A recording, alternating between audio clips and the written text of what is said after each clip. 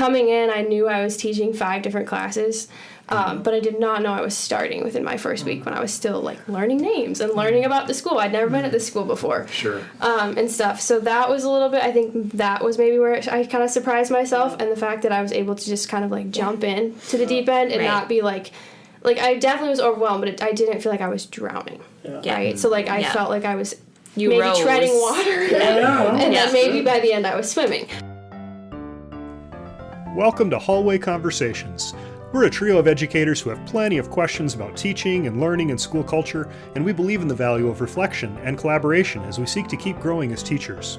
This podcast is our place for thinking out loud together about issues in education and why they might matter to Christian educators. Welcome to the conversation.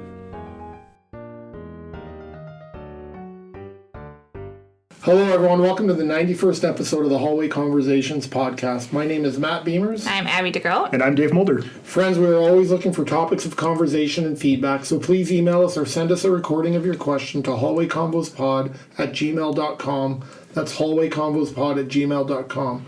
We are looking for relevant and timely ideas, so please let us know if you have a show topic ruminating around in your head. So I have a story to tell at the beginning of this because we're at the end of an academic year, and I was reflecting. Once upon a time, in the late 1990s, there was a novice teacher who had just completed student teaching as a student at Dordt University, well, it was Dordt College back then, and was very excited about preparing for this first year of full-time teaching. He was elated to be finishing student teaching, and he got a B, and it was well-deserved. And also excited for what was to come, and a little mixed up with that feeling of being finished with one thing and had a really great, excellent college experience, and the enthusiasm of beginning the next chapter at the same time. And this novice teacher, of course, was me. I knew I was well prepared to begin my teaching career, but I was also really apprehensive of all the things I didn't know yet. And that yet is a scary thing, right? And I've had many conversations with novice teachers over the years that confirm this is not uncommon among folks entering our profession. And now that I'm teaching future teachers, I want to help smooth that transition from student to student teacher to professional teacher as much as I can. But it's been a long time since I was in that place. And so we thought, the three of us, thought it would be good for us and for you, dear listeners, to hear from folks who are right in that spot, that transition point from finishing the preparation and beginning the what's next stage of joining the profession. So today we have 2 of our almost graduates. We're recording this the day before graduation. With us today are 2 of our amazing students who are soon to be joining us as professional colleagues, Shanoah and Waard and Josh Schouten. Thank you guys for being here with us today. Welcome. Thanks for having us. This feels like a really big deal. I think this is the first time we've had students on the show. It so is. you guys, this is Well, and I just want to say, like, Josh and Shanoah are going to graduate tomorrow, so this is their and they're here. Yeah. That's what I mean. Like, it guys are feels the best. very honoring that you're taking absolutely. time out of your last couple days here, so thank you. So mostly we just want to hear some of your stories, and we hope you guys are willing to share it. This is good reminders for people who have been in the profession for a long time. What's it feel like at the beginning? Yeah, and maybe you could start with just introducing yourselves and like what your areas of expertise are, kind of where you're from, maybe where you're headed after this, what you're endorsed in, that kind of thing. Yeah, okay, I can go first. I'm Shanoah, as they said. I am a secondary education major with an emphasis in chemistry and biology. With middle school math and science, I took student teaching in both those areas, but I'm actually going to teach high school chemistry and biology next year in Mount Vernon, Washington. So I'm really excited. Yay. That's where I'm from, so excited to go home. Yeah. So. Yeah, and I'm Josh Schouten. I'll be graduating with an elementary education degree and a coaching endorsement. My student teaching placement is in a 3rd grade classroom, which was really unique because next year I will move up a grade with those students and be teaching 4th grade at Sheboygan Christian, about an hour and 10 minutes from where I grew up in Waupun. So very much excited to begin that journey as well. So great, you guys. It is. As you think about, so you're sitting here really, if you have all of your like portfolio stuff in, like you're done, right? I just graded Josh's. Okay, perfect. Like 115. Yes. Yeah. So good. So you have finished all of the requirements, right, to become a teacher in the state of Iowa. Can I ask you what most excites you about the profession and the job, having completed all of that, ready to go. You feel like, as Dave said, you're ready to begin. Yeah. Right? We always say that to students, you're ready to start teaching. What are you most excited about? What are you most looking forward to? Yeah, I think for me, the thing that excites me most is who I'm going to meet and the places that I get to watch them go. Yeah. Because I think teaching elementary school is really unique in a sense that you get them at such a young age. So being able to be that, model in their life, being able to be that person that they can come to, and then watching them go out, whether that's, joining the dance club in high school or playing sports or singing or, and then beyond that, going to college and or maybe joining the workforce right away too, just being able to create that relationship with them and then watch them grow. That just excites me so much. I'm excited to see. As someone with grade school age kids, I can tell you that is a very special bond. That like whenever my kids see their teachers out in the world or whatever, if they show up to stuff, that's such a cool relationship. So I'm really excited to hear you express that too.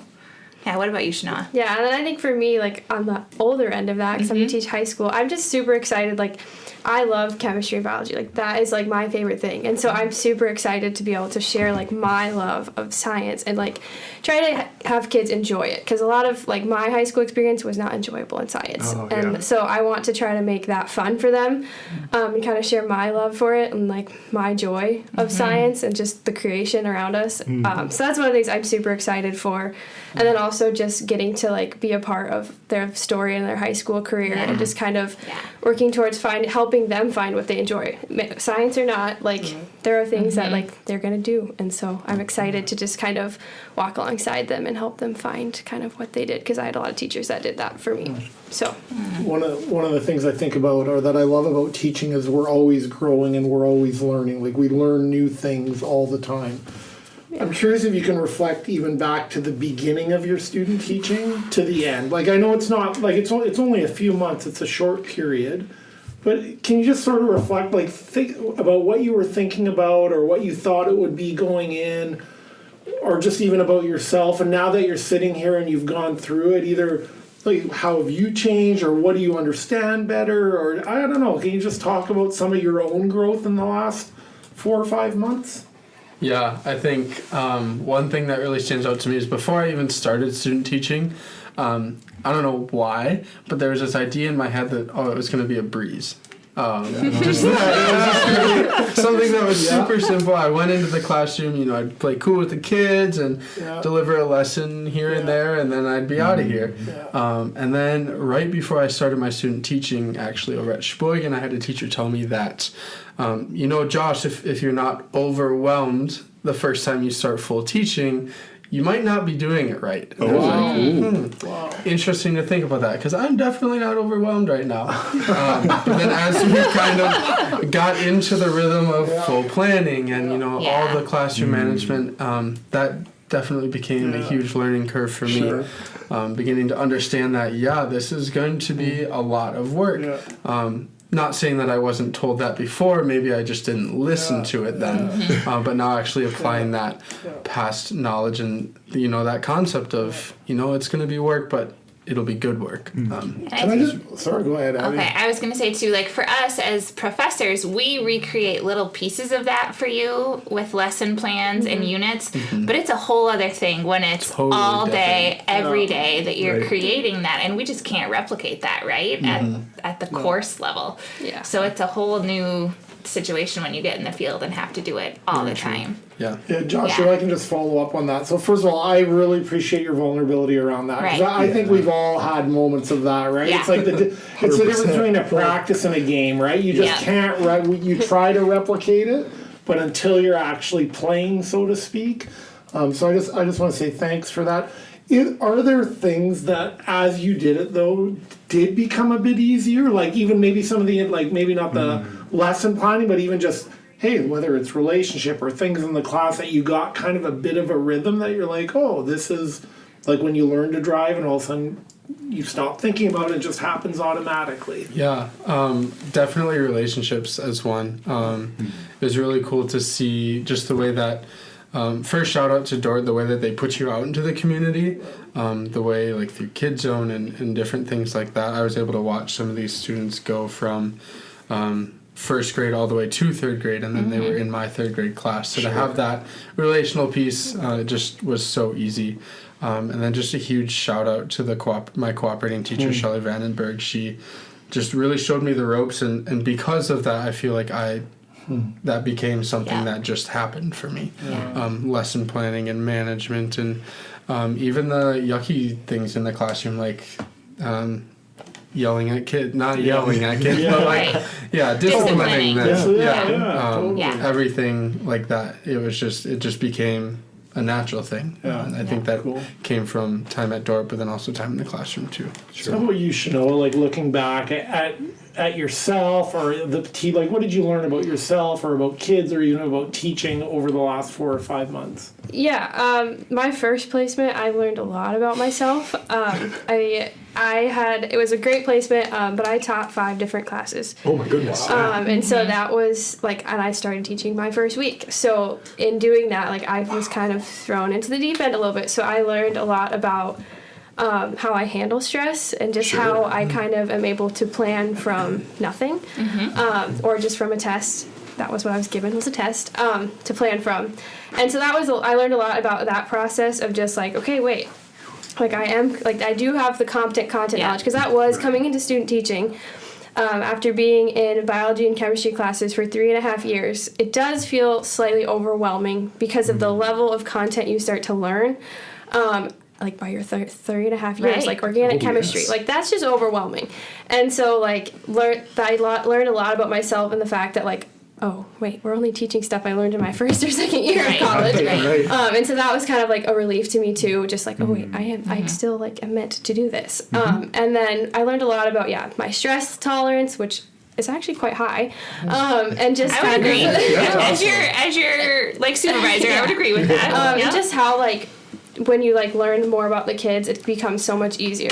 Differentiation, when you know these kids, you're oh, I want to do what's best for this. Or I had a lot of ELL students, and so okay, how can I meet their needs best, whether my cooperating teacher was meeting it or not? How can I, as their student teacher, work to make sure they learn what I'm trying to teach them? And that was in both of my placements. The second placement, it was a lot more evident of how to do that. It was middle school, and I had 105 students, so it was a lot easier to kind of see the differences within just 7th graders. Whereas high school level, I was teaching freshmen through juniors. So that was a little bit different, was kind of okay, I have so many students, and then how do I meet their needs? But my second placement, I learned a lot from my cooperating teacher about differentiation and just how whether meeting an IEP need or an ELL student's needs or dyslexic students, just kind of all of those things. And so through that, I learned, that I love what I'm doing, but stress, same thing he said, it's sometimes overwhelming, but as you guys were also saying too, it got less overwhelming and kind of more natural, which was fun to see.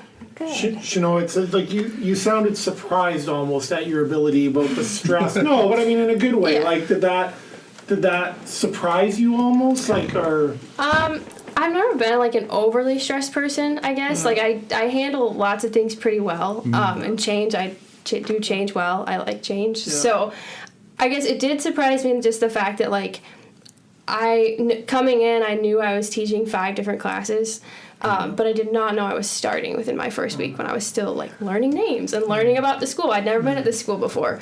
And stuff. So that was a little bit, I think that was maybe where I kind of surprised myself, and the fact that I was able to just kind of jump in to the deep end and not be I definitely was overwhelmed, but I didn't feel like I was drowning. Right? So I felt like I was treading water. And then maybe by the end I was swimming. But I felt like I didn't expect myself to do that. In my first week I was oh my goodness. But let's go. Right, here we go. And so just having a positive attitude also helps. But well, I know you guys well enough. I know you're both going to be phenomenal teachers as you step into this. But a lot of the people listening to the show are experienced veteran teachers in schools, and they've maybe hired new teachers like yourselves coming out straight out of a university education program. So as you think about what you learned through your student teaching experience, working with cooperating teachers, what advice would you give to an experienced colleague? How can they come alongside you? What do novice teachers need from their experienced colleagues? Yeah, I think in my student teaching experience, I could have used a little bit more support in my first placement. And I think that could come in many different forms. I think it kind of depends, like, who your student teacher is, right, their personality, their needs, because all of them are slightly different. I'm sure Josh and I would not have needed the same thing from a cooperating teacher. Sure, that's right. But I think, like, just walking alongside them and just making sure that, like, they're okay. And, like, I don't know, I guess listening to, like, them teach. I didn't get listened to very much in my first placement. So, like, the feedback, for me at least, the feedback matters. Like, the feedback, like, I want to grow. I want to know, like, how can I improve so, like, I'm meeting my students' needs the best. And I don't, like, coming in, I don't know all the students' needs. I mean, I had over 100 students both placements. So, like, I don't just automatically know, like, oh, well, this student needs this. I mean, by the end I did.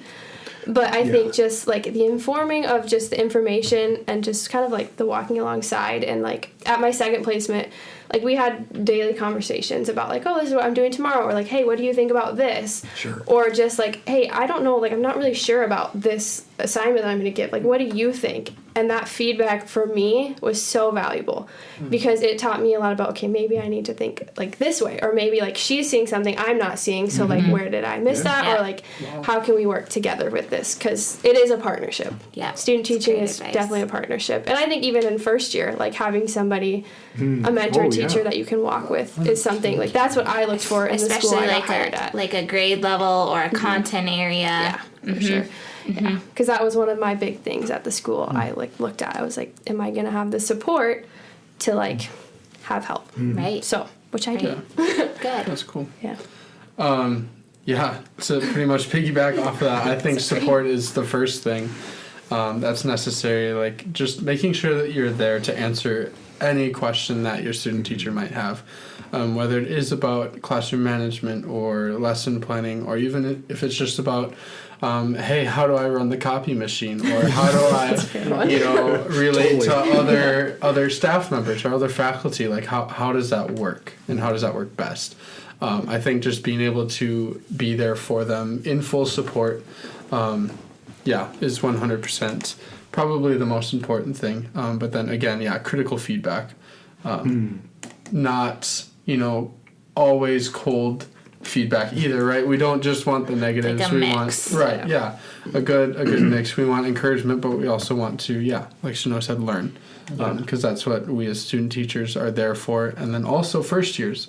There's, as a teacher, you're pretty much never done learning. I mean, things are always changing, but especially in that first, season. That's right. It's very important that, we just keep learning and that we have people to show us the ways. You guys have been through it for so long, and you're obviously still there for a reason. So, to share knowledge is huge. We have sometimes we have, like, school principals, school leaders, or board members listen to our podcast, and so you can you can answer this question either personally or more like in a broader sense. But one of the things I wonder about with young people is, like, when you're looking for a school, what are the things that you put high value on that you're like, hey, like, are there 2 or 3 things that like. Yeah, and if it's salary, it's allowed to be salary. No, but it is like that's why. Because I think we have a lot of, like, I know for myself even, when I was a principal and interviewing teachers, I often thought about, they value what I value, but it's like, well, they're 25 years younger than me. Things have probably changed. So what advice, I know, but it's easy in school leadership to not realize, to be honest, to not realize that sometimes. And so I'm wondering either, like, what do young teachers value today, or even what advice would you have for school leaders? Wow, that's a heavy question. I can speak personally, because I feel like I can't speak broadly. I only looked at one school, and had an interview with one school, and then was hired by Sheboygan. So it was awesome the way that the Lord had that planned out for me. But then, looking at that and what I really valued in that, I think the first thing was the administrator, when she came out to visit, was just super passionate about the school's mission, about integrating faith into their students' lives, and also, helping them live that out, teaching them how. And she was just so faith-driven. The school, when I went to go visit, was so faith-driven, and as a Christian educator, that's kind of what really pulled at my heartstrings. But outside of that, it's just teacher connection to students was huge. Just being able to shadow there for a day and seeing how teachers interacted with students and how wholesome it was, how genuine it was. It wasn't just, oh, you're a number in my classroom and I'm going to just, help you for the problem that you have right now, but I genuinely care about you and I want to see you succeed. So seeing that was something that was just huge for me. And then just seeing such a warm, welcoming faculty as well was just huge. Yeah. So, yeah. I'll wait for you, Shanoah. Yeah, to add on to that, I mean, definitely, like, the people that I met at the school I visited, like, the school I'm working at next year was just, like, undeniable that they cared, like, they were passionate about their jobs, and they loved the students, and just, like, how they, like, interacted with me when I went and visited, like, it was just one of those moments where you're like, these people really do want to be here. Like, they want to be here and want to teach these kids. And then, like, the school administration, like, I mean, and during my interview, like, I was super nervous with my first interview, and I look back on it, and I, like, actually just had fun. Like, it was honestly, like, a fun time.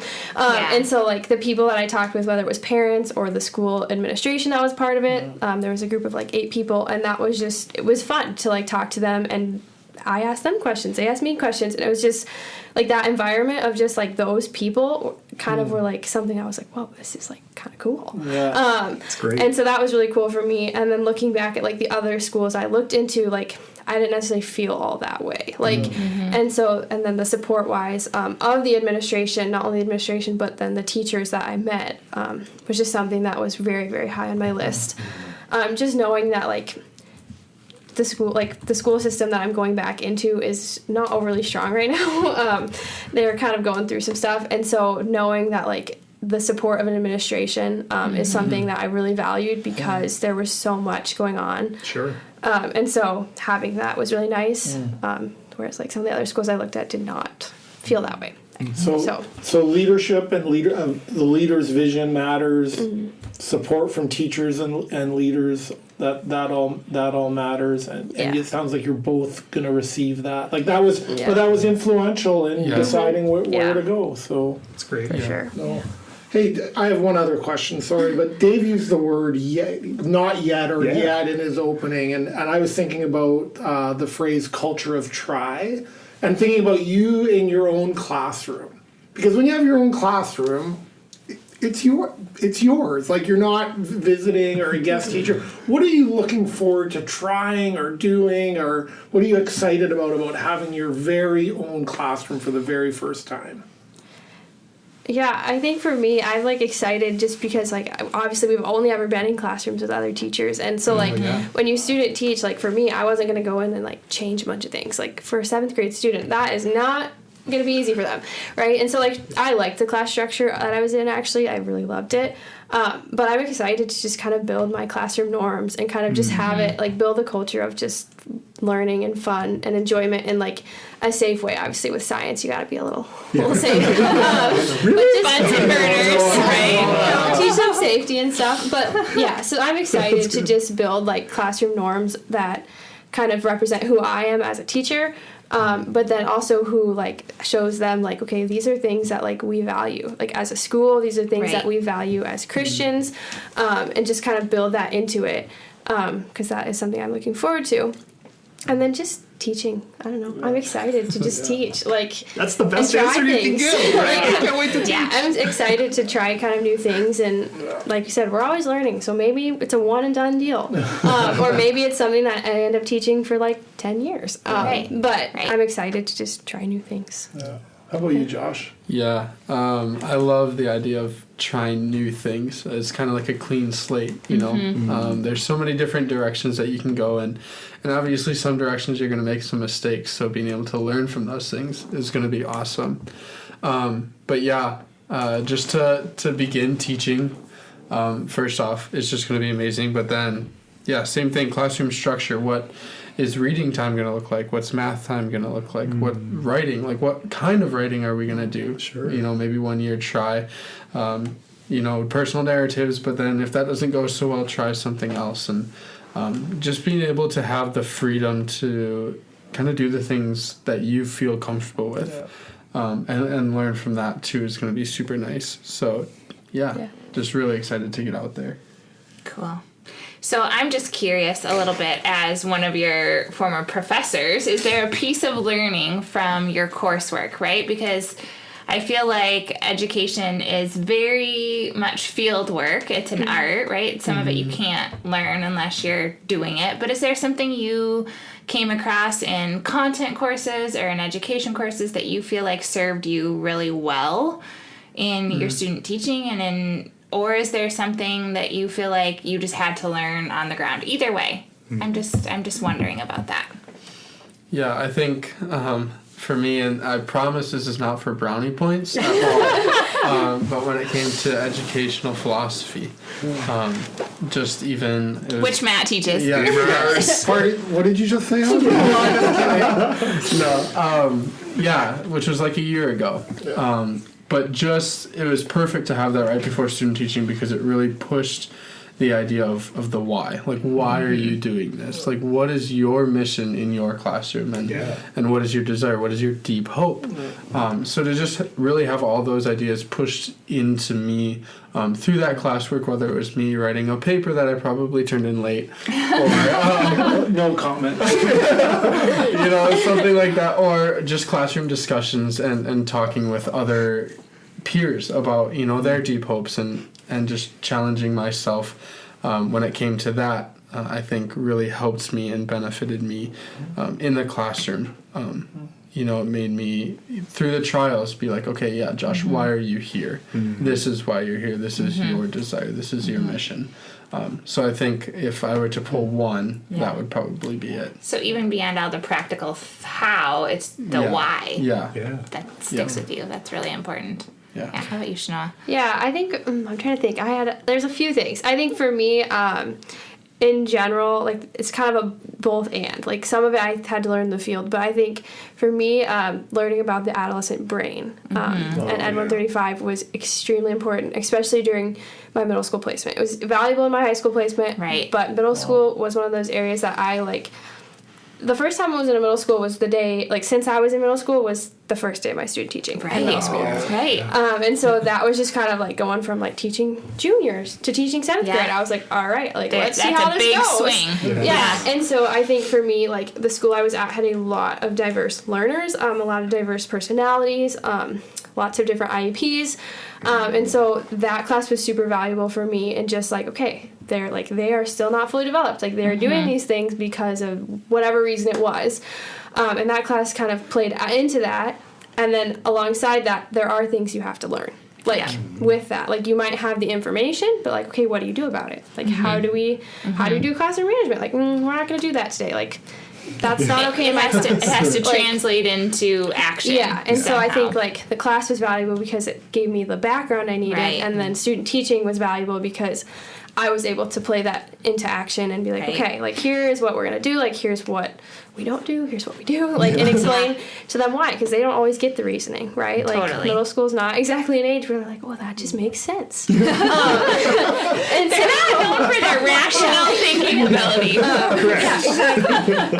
And so with that, too, like, the ability to, like, learn how to differentiate. Like, we had classes that taught differentiation, but at the middle school level, like, I learned more of that at the high school level, which is a lot different when you teach high school chemistry. Most of the time, that's a class that they are not required to take, so they're choosing to be in that class. So most of the time with differentiation there, like, there's not much. Because they chose to be in that class, and most likely they're a higher level or higher achieving student. Now, that's not always the case. I did differentiate in my high school placement, but, like, middle school wise, like, for my students, I made 4 different tests, and they're like, it still hit the standards. They still all showed me their knowledge, but that meant learning was different for each of them, and whether that was from an IEP or ELL, that was something with their brain too, right? Like, we're still developing, we're still getting there. And so me understanding how to pull the knowledge from their learning style and not just mine was something really valuable. Thank you. So, Friends, we know that your time is valuable, and we want to thank you for joining us today for another hallway conversation Whether it is this day, this week, this month, or this school year, we hope that the Lord gives you what you stand in need of to end well.